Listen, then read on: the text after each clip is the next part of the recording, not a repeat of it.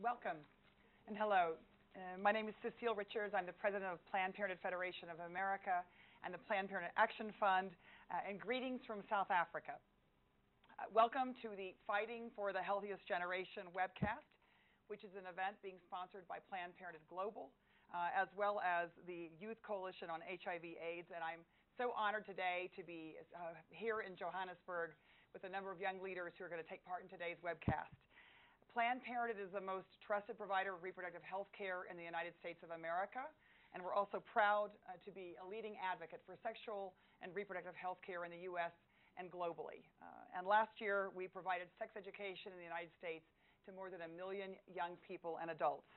We're committed to the fight against HIV/AIDS in the U.S. and around the world. You may not know this, but HIV and STD testing are the largest service offered by Planned Parenthood in the United States, and we are a major provider of HIV screening in the United States as well. Last year, we provided more than 680,000 HIV tests. And through Planned Parenthood Global, our international arm, we support HIV advocacy, prevention, and services in 10 countries in Africa and Latin America. In just a moment, you're going to get to hear directly from some fantastic leaders from here in Johannesburg, in one of the countries most affected in the world by HIV/AIDS. But before we begin, I wanted to thank the Ford Foundation for hosting us here today. And I'd also like to extend a special welcome to a lot of our young advocates who joined us this morning there in New York City. I know it's early there in New York, so we appreciate you sacrificing sleep this morning to join us in this webcast. And I want to give a special thanks to a great friend of Planned Parenthood who's there at the New York viewing party, Alex Newell, who all of you know from the Glee Project and from his role on Glee as Unique. So Alex, welcome to Planned Parenthood and welcome to New York. As everyone who's tuning into this webcast today knows, today is World AIDS Day. And this is a day in which we all recommit to the fight against HIV/AIDS. Worldwide, we are making headway. And in fact, the most recent reports from UNAIDS show that 25 countries have seen a 50% or greater drop in HIV infections since 2001. The problem is, though, that progress is uneven across the world and in too many countries. In many countries, unfortunately, infections are still on the rise. And so despite advancements, sub-Saharan Africa continues to bear the largest burden. 69% of all people living with HIV live in this region. So today's event, we titled Fighting for the Healthiest Generation, because it combines two goals.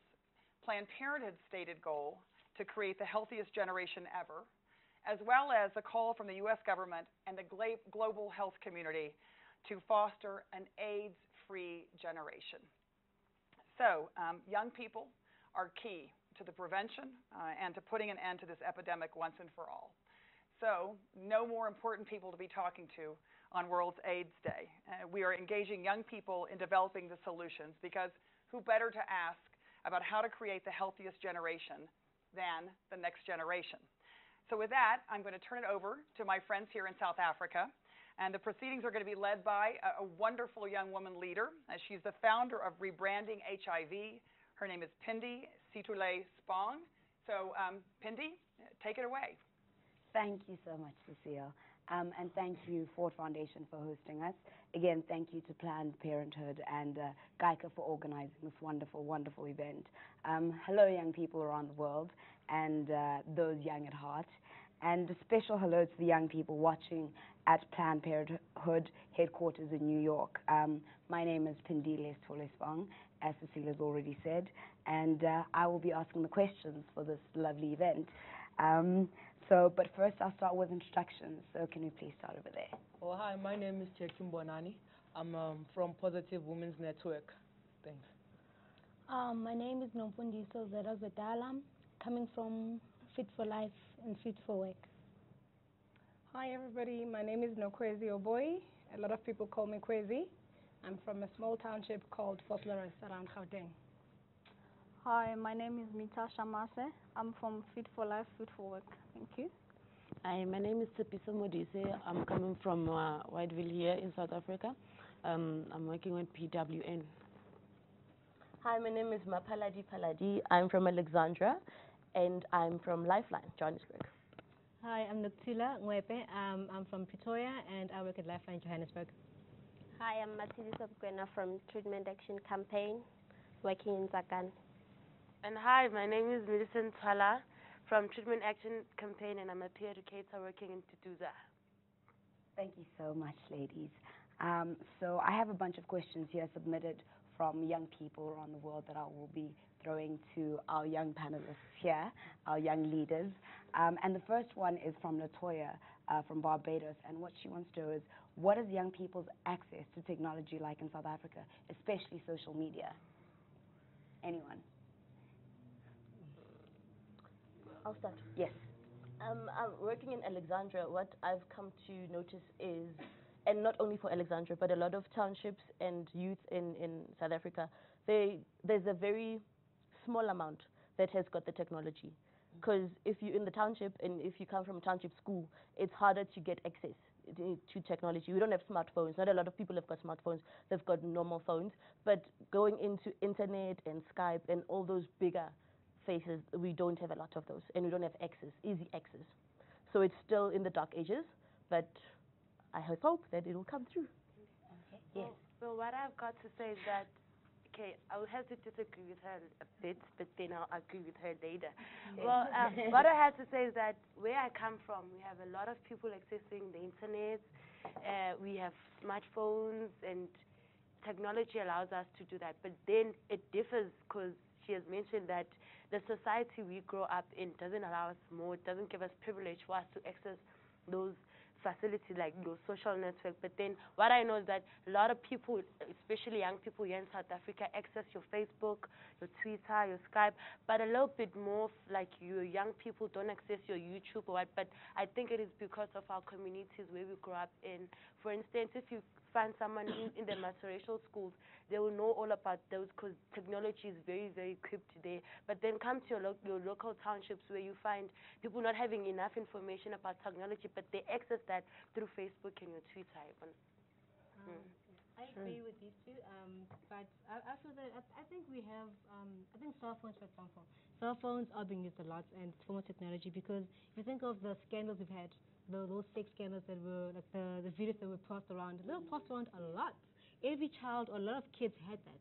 So it shows you that maybe Twitter and your like your Facebooks may not be as popular, but sending things around through cell phones, as long as your phone can record something, you can use it. And kids record everything, from the naughtiest to the most trivial. And so I think technology is gaining ground. Your Facebook is gaining ground. Kids nowadays, you take a child's phone, you see these sexy wannabe pictures. As long as you get a camera, you can use it and you can spread it around. So I think it is gaining momentum more than you realize. Because if you look at the scandals around, they show you that kids are using and they are aware of what's going on, and they just want to be a part of it, even though it's wrong. So I think technology is it's gaining momentum here. Yes. I would just like to sum up a bit, because what the two beautiful ladies have just said is from each individual community.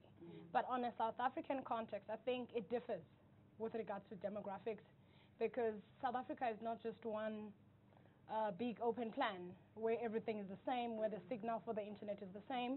It differs. There are deep, deep rural areas where one needs to go and stand on a hill in order to log on to Facebook. And you can imagine having to go up the hill every, how long? I mean, you can go up the hill at 6 a.m., you have to go to school, you have to fetch water, you have to go to do your daily chores. So it differs. Because others it depends as well on the socio-economic background of that particular community, of that particular young group. Because if you are from a very poverty-stricken area, you would have to choose between buying a smartphone and buying food in the house, like your necessities. So it differs, but social media is, yes, it's accessible, but it differs with the different demographics. Yes. I just wanted to add that it's much better now, because you find in our locations now, we've got like internet cafes, and yeah, it's better and it's cheaper, 5 rand for like an hour. So yeah, access is better. Great. Anyone else? Great. I think what you guys were saying is really true. I mean, we are getting there slowly but surely, and it differs from place to place, of course. Now, the second question is from Daki from Sri Lanka. And Daki wants to know, what type of support have you received from government as young people engaged in HIV prevention and awareness? I know that might be a hard one to answer. I would like to answer that. Yes. From where I'm coming from. Yes. Our government actually success is a bit lower, you know, because sometimes we don't have that. We don't have those younger children to be with them on a parliament. Maybe talk for us talk for us actually. So the only thing that we have to do, we have to send people to go and talk to our government or our leaders to go and talk to them. You understand? So for them, their support, they do a little bit, but you know you have to fight for these things. Yes. I was saying, I think we are getting something from the government because you get support groups in our locations and stuff. We talk about these things, you know, at schools and stuff, and we get a bit of funding and stuff for transport to go for training so that you can train others and stuff. Yeah, I think we are getting something from the government. Oh, I see some hands going up there. Yes. Yes. Okay. I'll say the government doesn't support us very well because, like, I'm a peer educator, and when I have to go to school for facilitation, they want letters from the Department of Education, whereas I come from an organization. So they don't understand the programs that we do. They ain't even supporting them. Well, I think the problem here is that, okay, the government does support us, but not in a way that we expect them to be supporting us. For instance, as Mathiasa has said, that we pay educators, and we have to facilitate most of our SRHR sessions in schools. I think the problem here is that we are part of NGOs, which are non-governmental organizations, but then the government thinks that we're here to destroy them, but then we're here to help them. So we get less support from them because we're from NGOs. But then if it's possible for time to accept us, like for a change in environment to increase, then that's scary. Okay. Should we speak up? Okay. Okay. I'm just going to find if the still streaming. It's very hard to hear you all. Oh, is it? So speak to the last camera there. That's the aim. Speak to the last. Oh, it's a bit loud as well, no?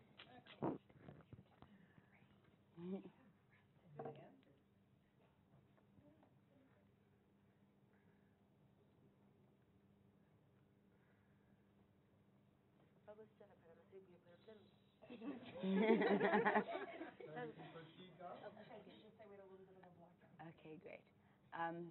Pardon the interruption.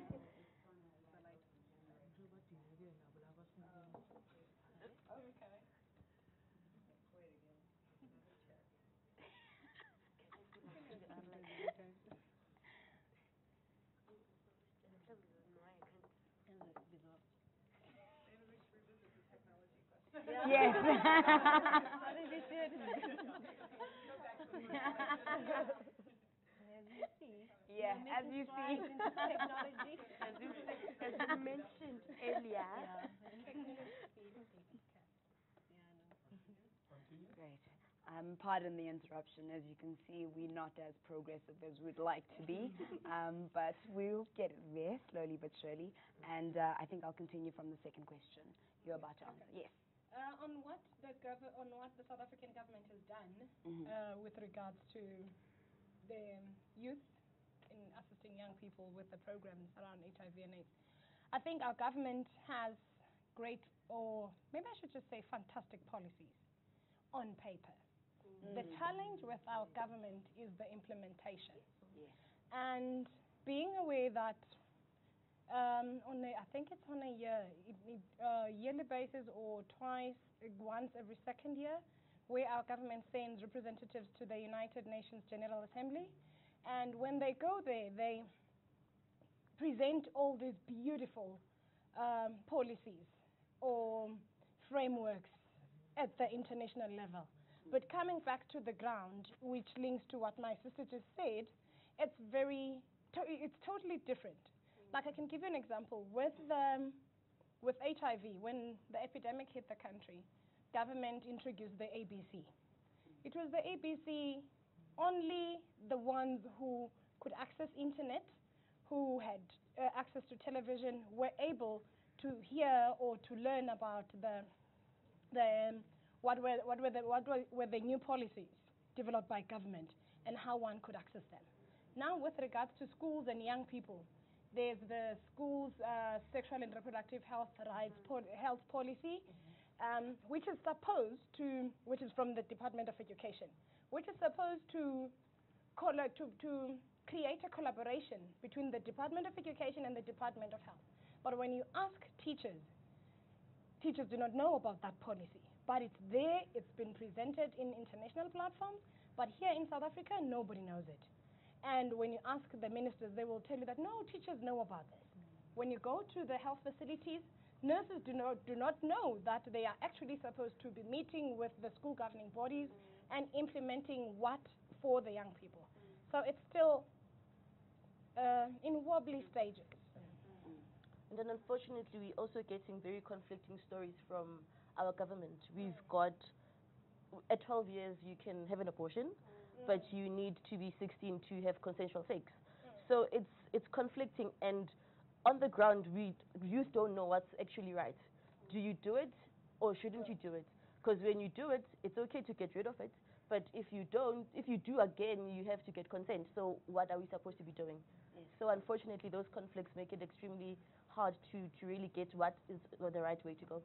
Yes. And also coming to the point about policies, I think the problem is that the government only focuses on like the youth that is already developed and doesn't come to a ground level where real issues are at the ground.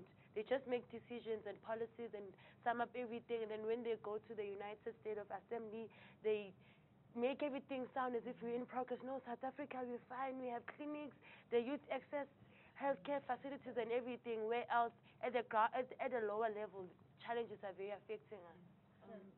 I definitely agree with what they said, because I mean, I'm thinking I've never seen a roadshow about HIV. Except for I know today if I go home and I watch the news, I'm going to see how it's been done in every province and it's all wonderful and government is doing something. But I've never seen like a roadshow somewhere. It's never come to the person, to the last person, to the 2-year-old or to the 4-year-old. It never comes down to the person at the bottom, at the ground there.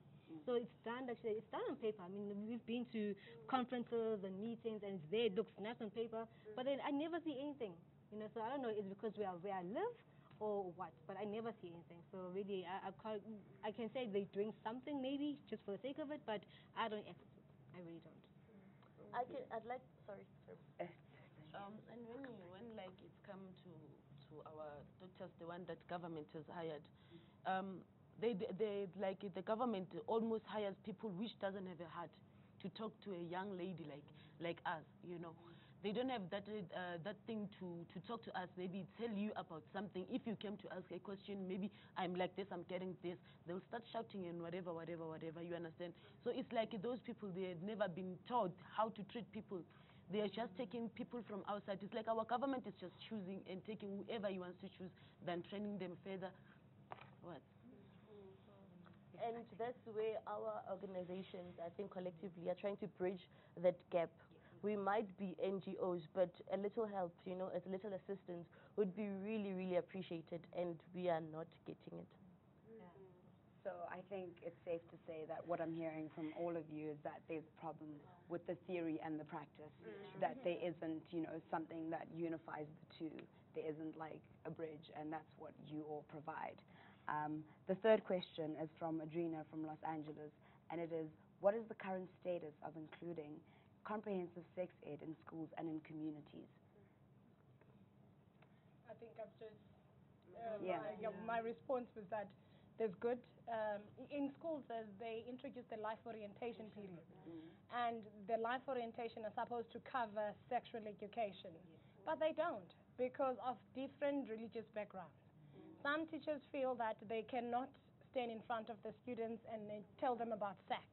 Once you start talking about sex, and then you're like the worst child ever in the school. And yet there is the curriculum that they're supposed to use.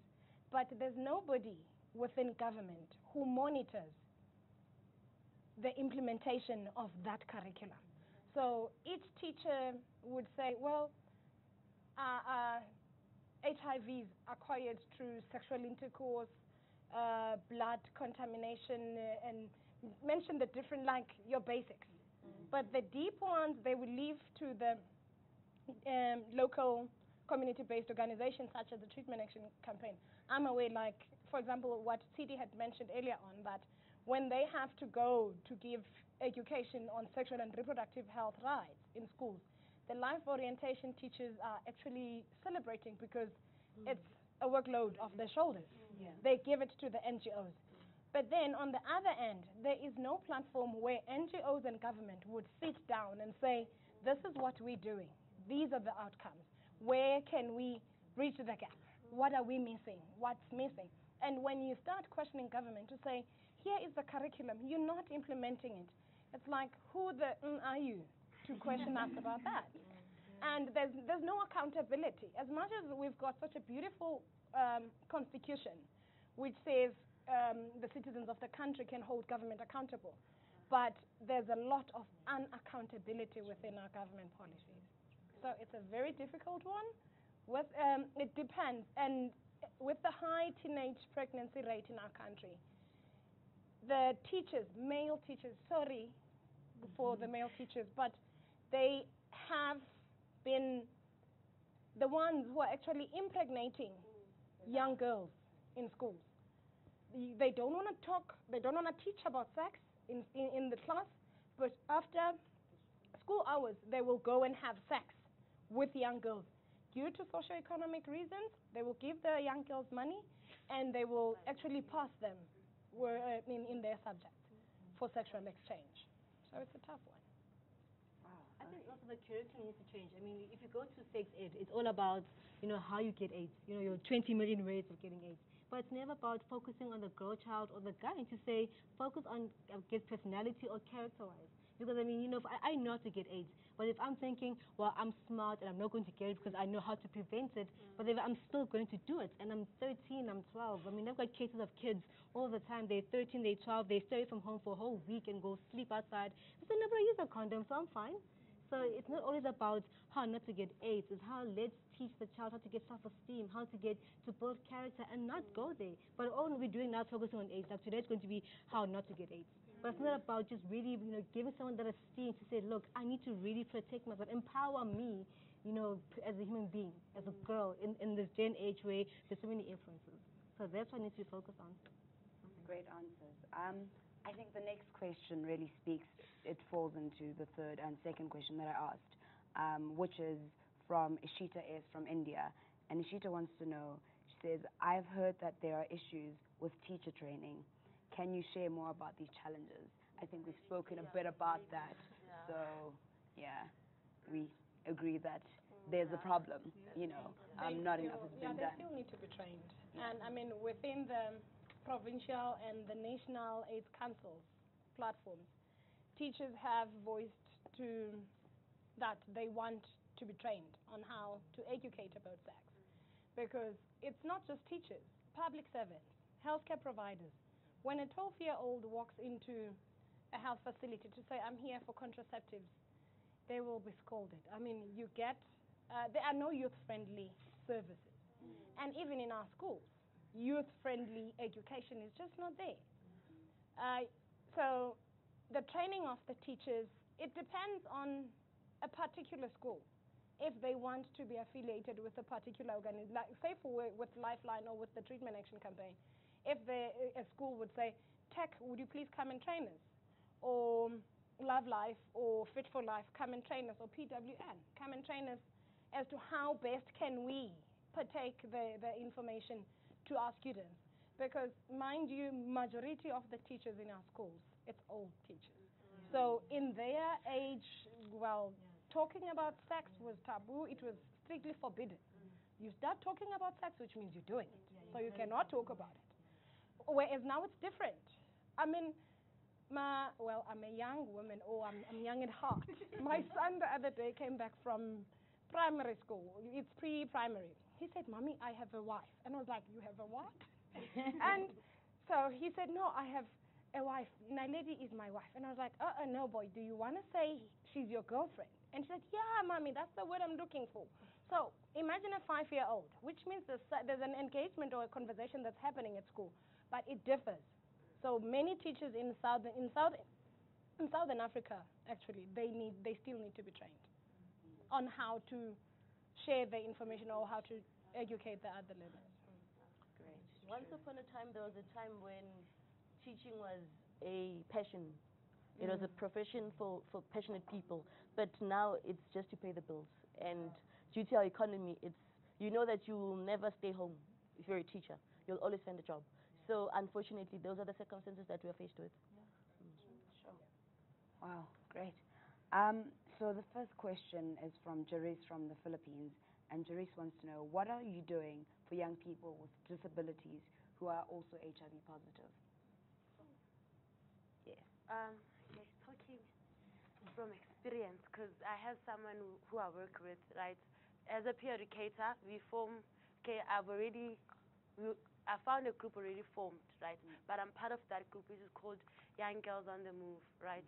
Where we talk about challenges that are facing young people in our communities, and then we create activities where we would like the community to know about, and then change the stereotype and the way people see things and think things are actually where they're not, right? I have this one person who is disabled and who's HIV positive, but because the kind of job that I do, it allows me to see things and view things in a different way.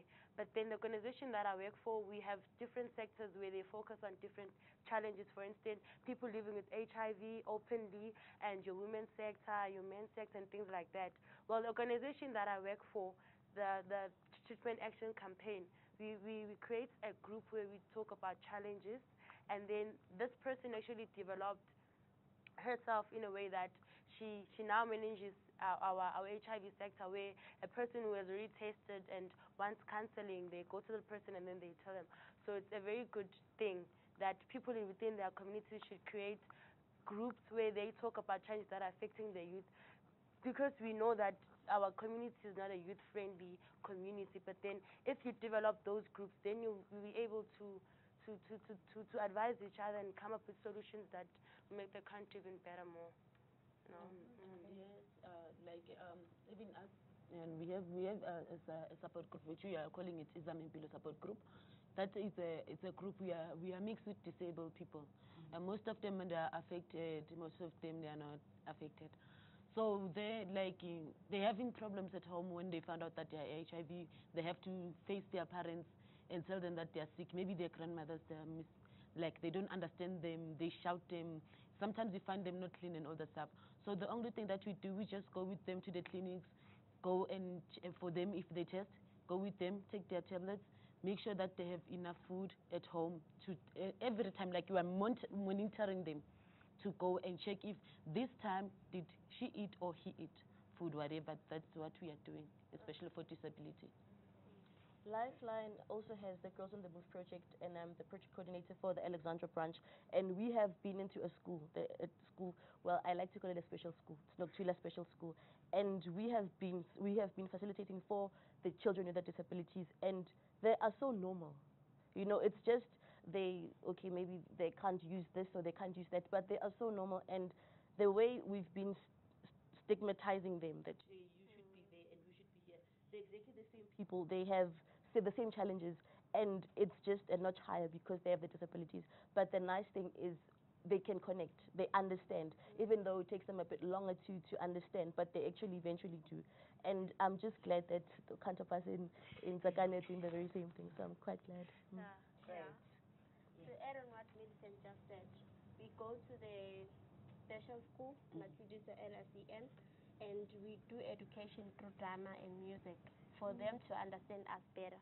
Because if you're going to have a session with them, they end up being bored and don't understand what we really want to say. So we do it through drama and music. Yeah. And we should also give give thanks to like home-based care workers, because they're actually the ones that go to their homes and check if everything is okay. We're there to support them through your sessions and your talking and everything, but the home-based care workers are actually the ones that go to the ground and then look for these people. Then we come there and educate them in a manner that Matthias has already mentioned, that we educate through them through drama and music, because it's going to be hard for them to explain, just give them paper. It's going to be hard for them to read, or some others have disability in reading or in seeing or in anything else, but then I think our home-based care workers actually are the ones that help us a lot. Great. And it's nice because some of them, they can't talk and they are busy teaching us how to speak with them in sign languages. So, yeah, they're getting along with it. Yes. Yeah, in my location, there's a pool of disabled people, and some of them obviously are HIV. So we've asked the the principal to use the playground, like a small portion of like to plant veggies and fruits. Yeah, so every Friday we go there, check it out. If it's still okay, then give it to them. That's the least that we do. Yeah. There's one more question. Okay. Just a slight addition. I think when it comes to people with disabilities, education is the biggest barrier in our country or in our region. Because in 2011, no, not 2011, in 2010, when our government printed the copies of the National Strategic Plan, they printed lots in Braille. Obviously, bearing in mind the blind people who are blind, who have difficulties with sight, without doing a situational analysis first and understanding that many people who are blind in our townships cannot read Braille because they've never went to the schools of the blind. And so those just went into the dustbin. And when it comes to access to services, either be it education, be it healthcare services, be it access to social services, our healthcare facilities are not equipped with healthcare workers who can address or who can provide services to people with hearing disabilities. And people with physical disabilities, most of our clinics, it's old infrastructure. It's very difficult it's not easily accessible to people who are using other modes of walking. Like if someone is using a wheelchair, they would struggle. They would need to get somebody else. So that kind of puts them at a very dependency stage. And the stigma, once more, when it comes to sex. There's still a lot of stigma when it comes to sex and people with disabilities.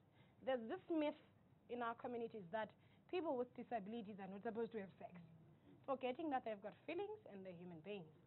And that's being addressed by our government with very, I can say 0.1% effort. Yet our government claims differently. There's the Ministry of Women, Children and People with Disabilities, which is doing blatantly nothing on the ground, rather than claiming in November to say on the 25th of November, well, 16 days of activism, but during the year, it's hush-hush. Nothing happens. 1st of December, they are here, no, women are the highest, highly infected, blah, blah, blah. On the ground, there's nothing. I think it's safe to say from what I've gathered from all of you is that whilst your organizations are doing, a lot of stuff to try help people with disabilities who are HIV positive, there's still a need from government participation, again, which we keep reiterating and hearing over and over again. The next question is from David from Kenya, and David wants to know, how are young people using love as a force for change in their work? L-O-V-E. Yeah. Love, yes. Love. The way you love your boyfriend or mother or, or friend. Love. Okay, I'll go first. There's a term that TD and Millicent call me and the other young girls. I'm the big mama of young girls on the move. Yeah. Being a member of TAC as well. I think the love I think we interpret love differently. When someone talks about love, your mind, or our minds just become on auto mode. That love needs to be boyfriend, girlfriend. But it's not that. And I think the love that the young girls on the move, from what I have seen, and the pinches of love life in some areas, the love that I've seen in the place of work is when one loves the job that they're doing. If you're passionate and you love what you're doing, then you can put yourself in every situation. You can understand the challenges of a different, someone who's living with HIV, someone who's living with HIV and cancer, someone who's living with HIV and a disability. You can put yourself in that particular person's shoes without being judgmental. And that actually lifts you up in the work that you do. And you end up not judging anyone around you, be it in the community that you work with. And from a personal point of view, love in the workplace. I've worked for the Treatment Action Campaign. Take the comrades or people living with HIV, with and without HIV, they've become family. I take each and every person I meet as a brother or a sister and give them the brotherly love. Genuine love, not that I will grin and say hi and then look away and like, oh, what the, Yeah, I would give you love from the first point of contact, and that actually in turn has made people to be able to confide in me, being at the forefront as an activist, because working with women's issues, there are very sensitive stories that women are unable to tell to anyone. There are the stories that women are unable to tell to a psychologist, to a healthcare worker. But when they see that you've given them that love in the work that you do, they will come and confide in you. And then you take it from there, having had the training that we've had. We'll take it from there to say, okay, here are our options. If you were raped, these are the choices. Which journey would you like to take? And with the love I have, I will hold your hand. Not that I will always be there 24/7, but I will not judge you. I will support you until you reach a stage where you are comfortable with this, with a solution or a solution that you will find, or you're comfortable with the particular situation that you're faced with. Thank you. Yes. What I have to say is that Mrs. Chris, as she already mentioned, and said a lot, but I'll just say a little bit. Okay, what we do in our group, I should talk for everyone, is that what we're doing within our groups, it doesn't matter where you come from, Alex, or you come from Whiteville or where, but then what we do with love is that firstly, you have to love yourself as a person. Then within that, you'll develop your love in loving Matsidiso as my sister. And then within the group, we know that we got our bags. As Rick Ross has said, I quote, that firstly, you got to love yourself as a person. And within our groups, we love ourselves. And then after, we develop that love into respect and honoring what we have. Loving our job and everything will just fall into place. As long as we love each other and know that we've got our backs and respect each other as a family, then anything is possible. I'm actually wondering, like, for me, I feel that love is used very carelessly nowadays. Love can be, I think back in the day, like, we used to be a very communal, like a communal country or state, where where your child is my child, and the whole village thing and the whole communal thing. But nowadays, we're all looking out for ourselves. There is no time, or there is not enough money or resources to be all communal and all, and really, give that Ubuntu kind of love or live in that way. So for me, to say love, I'm thinking, I would like to know, what does really love mean at some point? Define it in action terms, because nowadays it's a feeling. When I'm angry with you, I'm not loving you. People then just become all weird and funny, but then it comes back to what we do is love. But people feel, like she said, when she gives love, when she's warm with people and she's empathetic and whatnot, people can come to her. But then, so for me, I feel like, really, what is love? It's used very carelessly nowadays. A guy comes to you and says, I love you. On the phone, I'm talking to someone, and they go, I love you. I'm thinking, okay. I just said, I love you too out of politeness. But I'm thinking, okay. So, really, what does it mean? We use it so carelessly, and, it comes synonymous with a lot of things, And in connection with World Day, a guy comes to you in a Mercedes and says, baby, I love you. I love you too. You know, but I'm singing Mercedes. I love it too. Hey, you know. So then, really, what is it? We've lost it's lost its meaning along the way. You know, through the generations or through time. So. Yeah. Okay. So, okay. Yes. Okay. Yes, it has lost its meaning, but there's still people out there who really mean it when they say they love you. But what I'm saying or implying is that, okay, we have different type of love. Your sister love, your boyfriend and girlfriend love, your wife and husband love. But what I'm talking about here is the love, like the family love, knowing that you've got a brother that cares and loves you. But then along the way is that what you need to know about love is that you gotta see through feelings or actions, if I may say that. Actions. If you see through actions, then you know that this person loves me. By respecting you, by honoring you and appreciating you the way you are. Not wanting to change you and get you weird and do the manicures I know, but then seeing the actions that this person does 1, 2, 3, 4, 5, then I should do 1, 2, 3. But love goes hand in hand with respect. Absolutely. No, I agree with that. Absolutely. No, I completely agree with most of what you guys have said. And I think it comes down to, especially in the work that we do, that you have to love your job. You know, you don't do it for the money. You hardly do it for the fame. There's hardly any of that.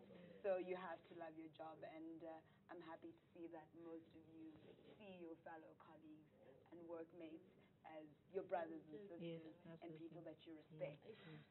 Now I'm going to pose a question that from Reshma and Jillian, who are watching live in New York, and they want to know, how can young people around the world support each other and collaborate better?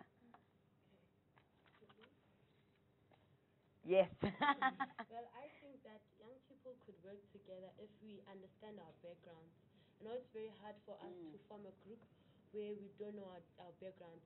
Take time to sit together, know where I come from, know who's Millicent, my background, know what I do.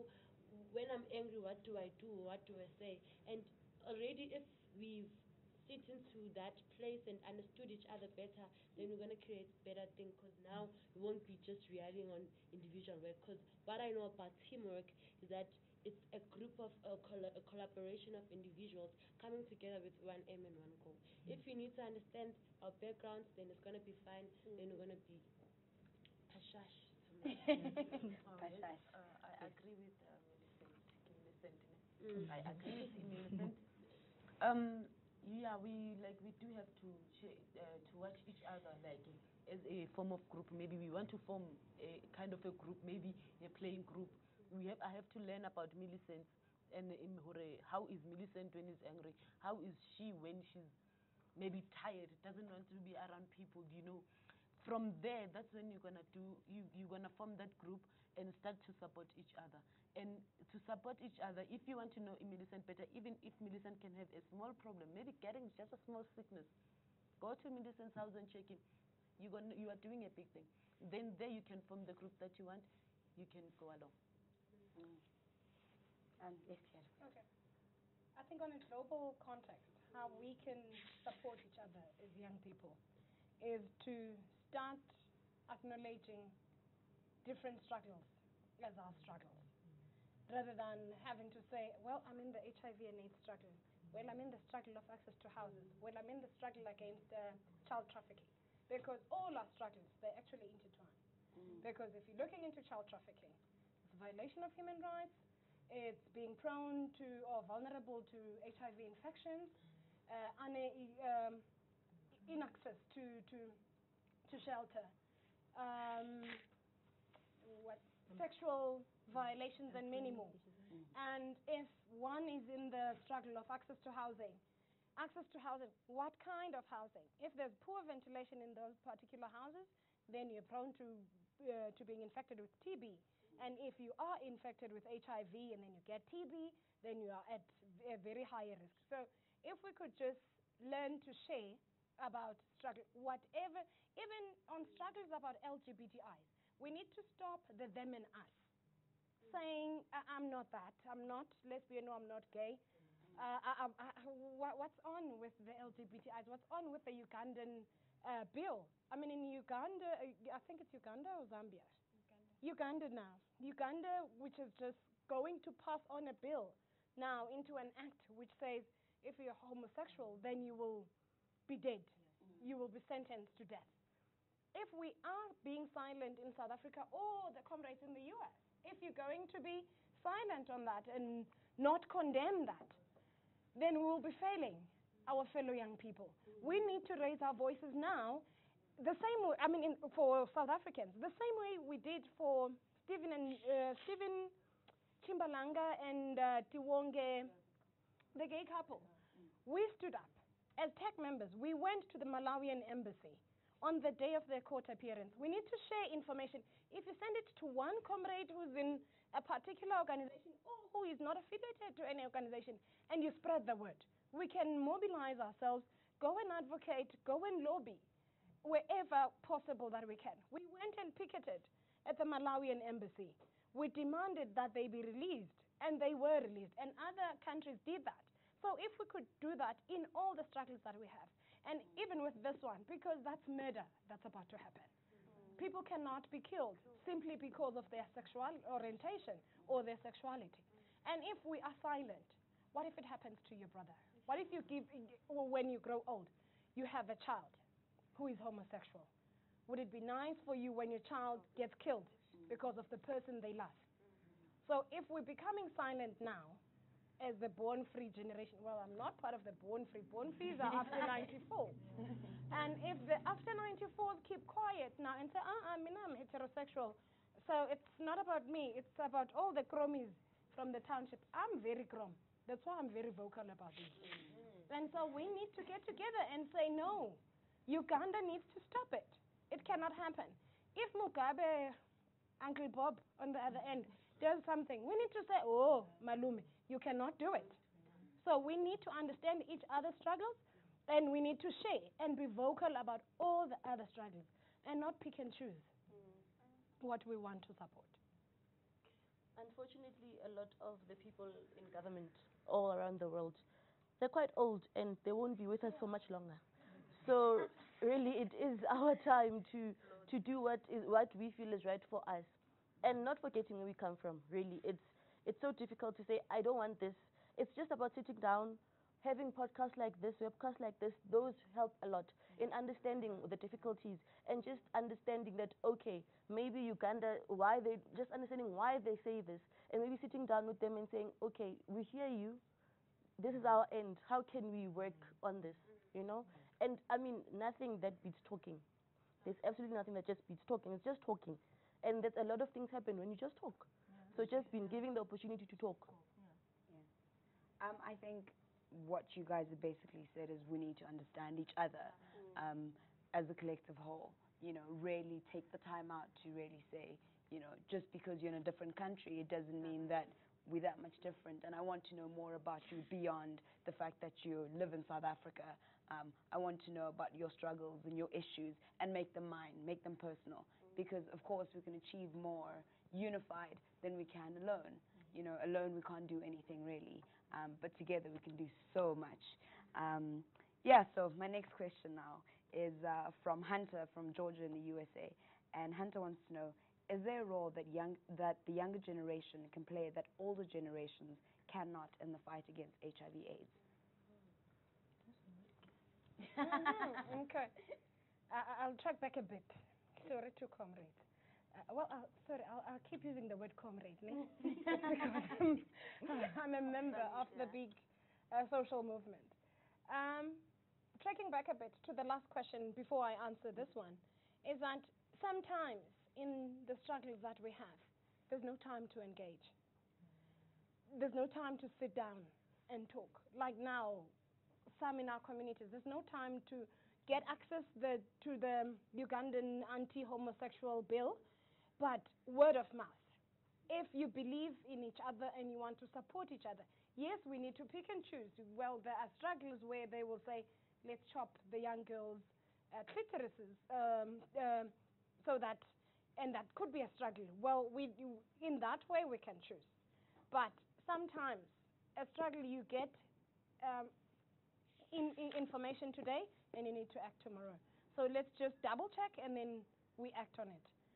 On what young people can do, I think we need to start claiming our space.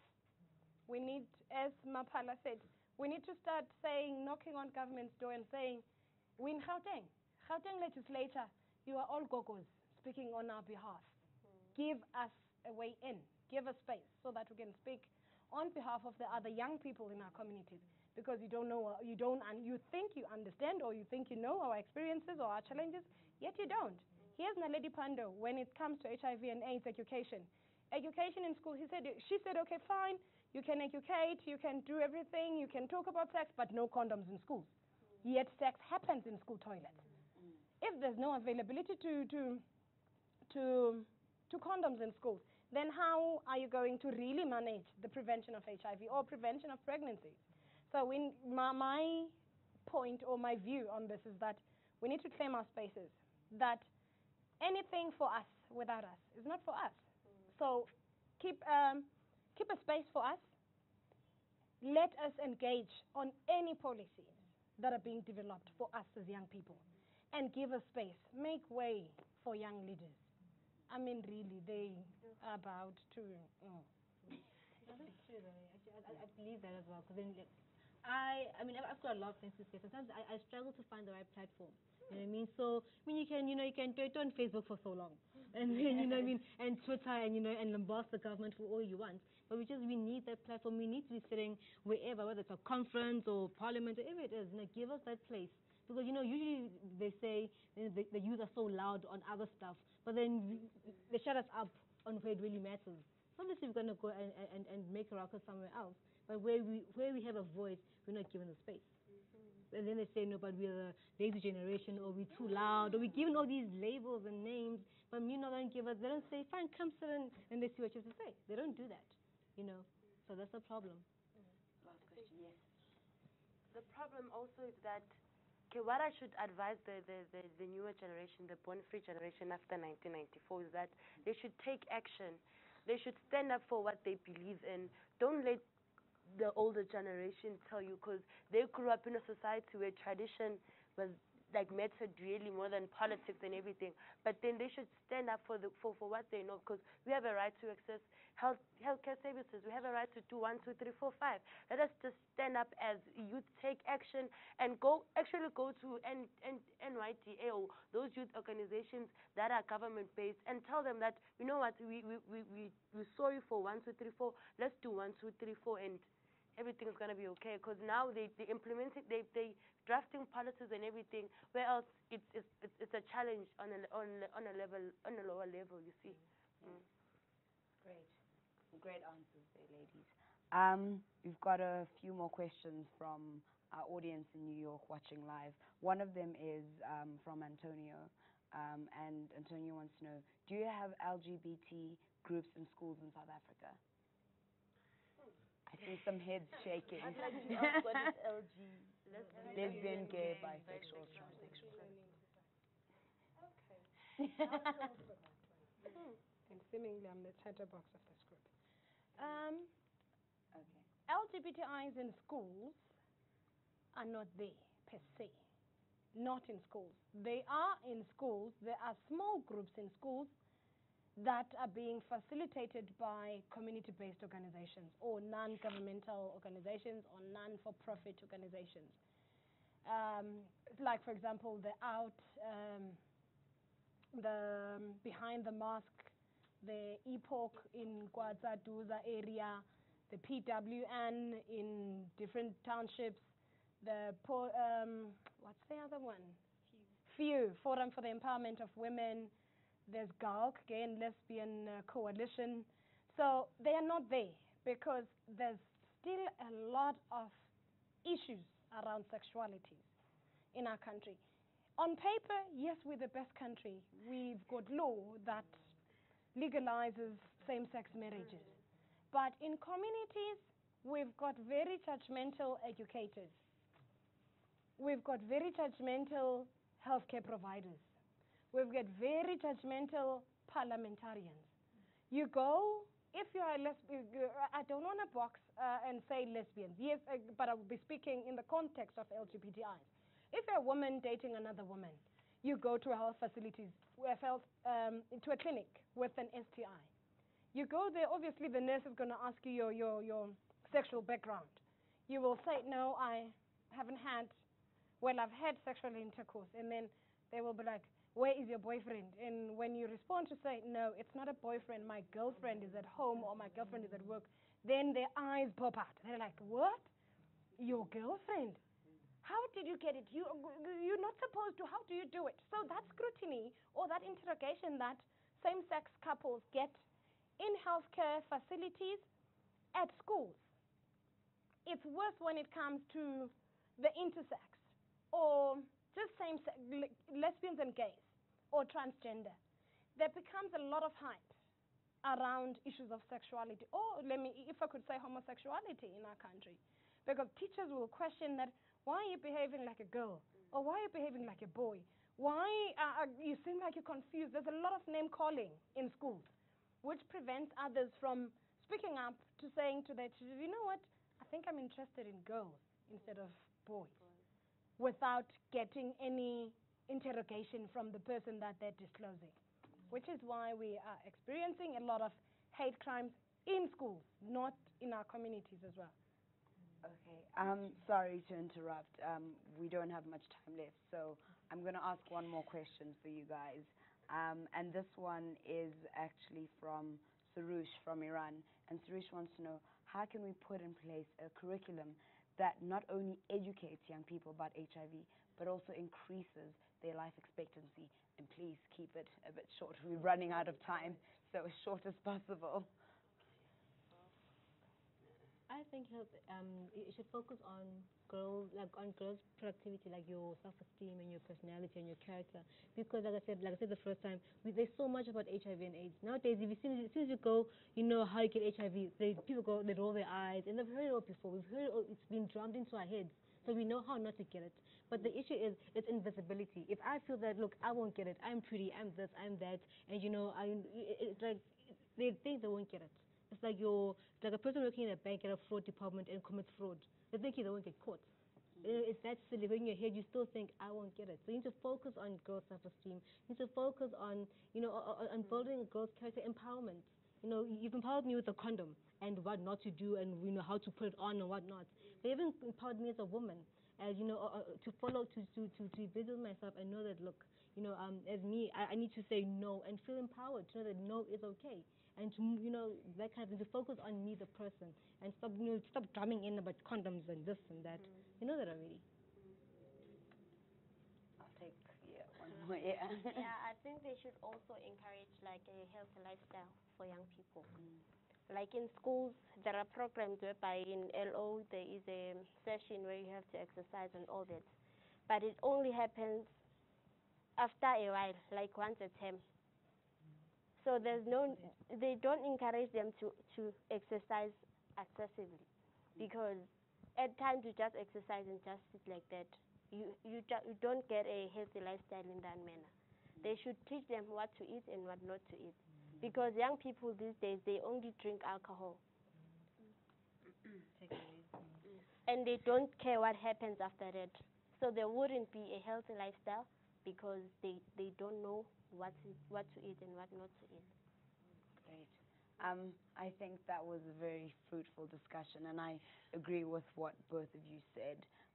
We don't have a full package education system that really empowers people, young people, to learn about HIV and AIDS.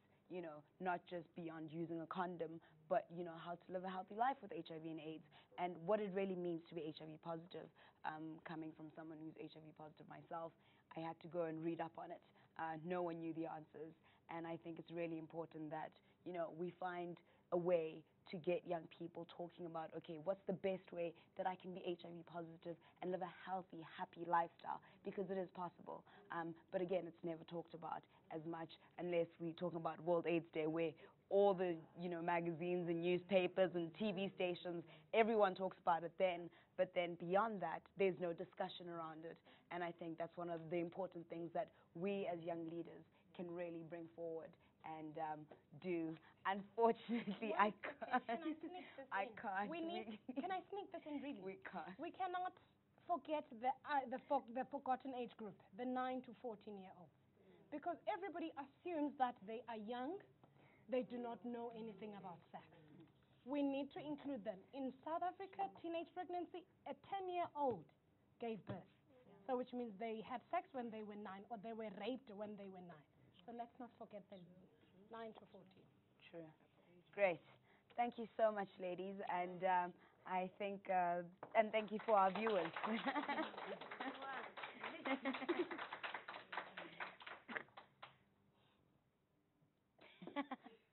And that's a wrap.